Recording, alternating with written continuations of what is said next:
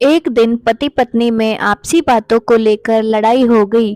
पत्नी ने न जाने क्या किया था कि पति ने उसे एक के बाद एक कई थप्पड़ जड़ दिए।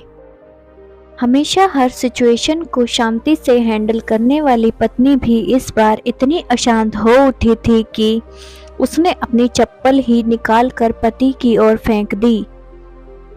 चप्पल पति के बालों को छूते हुए निकल गई। यह किस्सा यहीं पर खत्म हो सकता था, मगर पति ने इसे अपनी मर्दानगी का विषय बना लिया और बात बद से बदतर होती चली गई। रिश्तेदारों ने भी आग में घी डालने का काम किया। किसी ने कहा, जो औरत अपने पति को चप्पल से मार सकती है वो ना ही वफादार हो सकती है और ना ही पतिव्रता। ऐसी औरत परिवार ही नहीं पूरे समाज पर कलंक की तरह है। बीवी के पक्ष वाले भी कहाँ पीछे रहने वाले थे। किसी ने कहा, 21वीं सदी में भी जो स्त्री के साथ मारपीट करते हैं उन्हें तो जेल भेज देना चाहिए। तो कोई कहता, जरूर उसको कोई और पसंद आ गई होगी, इसीलिए अब पत्नी से मारपीट करने लगा है। बात कोर्ट तक पहुंच गई। दोनों पक्षों ने एक दूसरे के खिलाफ केस फाइल कर दिया। पति ने चरित्रहीन होने का तो पत्नी ने दहेज और शारीरिक उत्पीड़न का आरोप लगाया।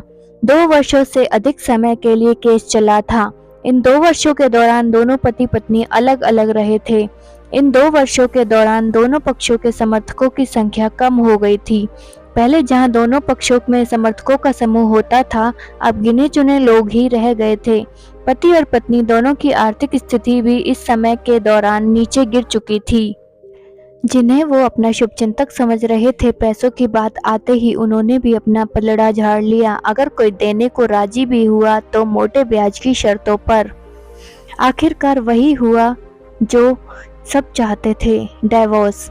हर कोई खुश था, दोनों पक्षों के रिश्तेदार, उनके माता पिता और दोनों के वकील। लेकिन 5 साल की सुखद शादी और एक सुंदर बेटी होने के बाद मिले डिवोर्स से पत्नी मूक थी और पति शांत। शायद ये इत्तेफाक ही था कि इस खुशी को मनाने के लिए दोनों पक्षों के लोग एक ही चाय की टपरी पर बैठे आमने सामने। इत्तेफाक इसलिए क्योंकि ज़्यादातर लोग एक दूसरे के विरोध पक्ष को सपोर्ट कर रहे थे। वे एक दूसरे को अच्छे से जानते भी नहीं थे। पति पत्नी भी इन सभी से दूर एक दूसरे के सामने मेज पर बैठे। पत्नी ने पति से कहा, अब तो खुश होंगे ना, तुम्हारे मन की जो हो गई, मुबारक हो। तुम भी तो आज जीत गई हो, मुझसे तलाक तो तुम्हें भी मिल गया, कांग्रेचुलेशंस टू यू टू। पति ने कहा। तलाक को तुम जीत का प्रतीक समझते हो? पत्नी ने पूछा। पति चुप रहा। थोड़ी देर की शांति के बाद पति ने कहा, मुझे तुम्हें 5 लाख रुपए और अभी और हर महीने 8,000 देने का आदेश है। अभी मेरे पास पैसे नहीं है, इसीलिए मेरा जो सिटी में फ्लैट है उसे तुम्हारे नाम कर देता हूँ। पत्नी बोली, लेकिन उस फ्लैट की कीमत तो 18 लाख की है। हाँ, लेकिन हमारी बेटी तुम्हारे साथ है और आगे जाकर उसके खर्चे भी बढ़ेंगे, तुम्हें थोड़ी आसानी होगी। पति ने कहा, नहीं नहीं, मुझे सिर्फ 5 लाख ही देना, और तुम हर महीने 8,000 तो देने ही वाले हो, तो मैं मैनेज कर लूँगी। अगर 5 लाख नहीं है तब भी कोई बात नहीं, पत्नी बोली। दोनों फिर शांत हो गए। पति सोचने लगा, कितनी भोली और समझदार है ये औरत, जो कुछ समय पहले मेरी पत्नी थी और अब अनजान। ये वही है जो कम से कम खर्चे में घर चलाती और पैसे बचाकर मेरे जन्मदिन या बर्थडे पर हमेशा के लिए नए कपड़े खरीद लाती थी। कभी बीमार भी हो जाती तो पैसे बचाने के लिए मुझे मालूम न होने देती और घरेलू नुस्खों से अपना इलाज कर लेती। मगर घर में कोई और बीमार होता तो तुरंत डॉक्टर के पास ले जाती। मेरी हिम्मती मारी गई थी कि मैं ही अपनी झूठी मर्दानगी के चक्कर में इतनी बड़ी गलती कर बैठा था।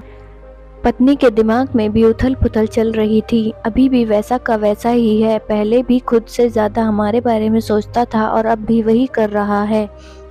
ये वही आदमी है जो मुझे एक्सीडेंट से बचाने के लिए खुद मोटर बाइक के आगे कूद पड़ा था और अपनी उंगली तुड़वा बैठा था। पता नहीं कौन सी मनहूस घड़ी में मैं झगड़ा कर बैठी थी। पति ने मौन व्रत तोड़ते हुए पूछा, अब तुम्हारे कमर का दर्द कैसा है? ज़्यादा तकलीफ तो नहीं होती? पत्नी हल्का सा मुस्कुराई और बोली, अभी भी होता है, अब तो पेट में क्रम्स भी उठते हैं। वो तो होगा ही, तुम योगा और कसरत भी तो नहीं करती हो। अब किसी गायकोनोलॉजिस्ट को ज़रूर दिखा लेना, पति ने कहा। तुम बताओ तुम्हारा अस्थमा कैसा है अब, क्या अब भी दौरे पड़ते हैं, पत्नी ने पूछा। हाँ पड़ते हैं, पहले से ज़्यादा, क्योंकि अक्सर इन्हेलर लेना भूल जाया करता हूँ, याद दिलाने के लिए तुम जो नहीं हो अब, पत्नी के आंखों से आंसू आ गए। वो बोली, तुम मेरे चरित्र पर सवाल नहीं उठाने चाहिए थे, तो ये परिस्थिति आती ही नहीं।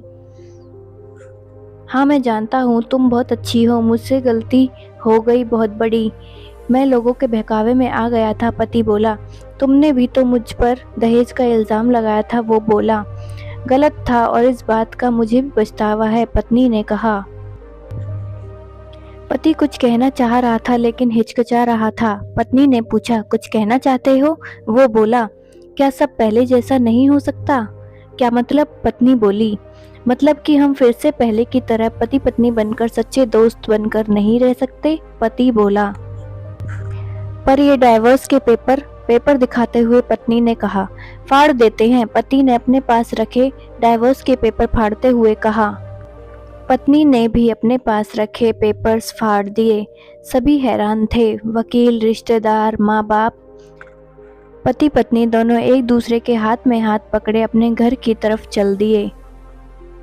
दोस्तों, ये कहानी उन हर पति पत्नी के लिए बड़ी सीख है जो छोटी छोटी बातों पर लड़ते हैं और इन झगड़ों को ही अपना बड़ा करके अलग होने का डिसीजन ले लेते हैं। प्यार और झगड़ा तो एक सिक्के के दो पहलुओं की तरह हैं, दोनों को स्वीकार करना होगा, तभी ये पवित्र रिश्ता उनकी मंजिल तक पहुंच पाएगा। वीडियो अच्छी लगी हो तो चैनल को सब्सक्राइब करें और वीडियो को लाइक करें।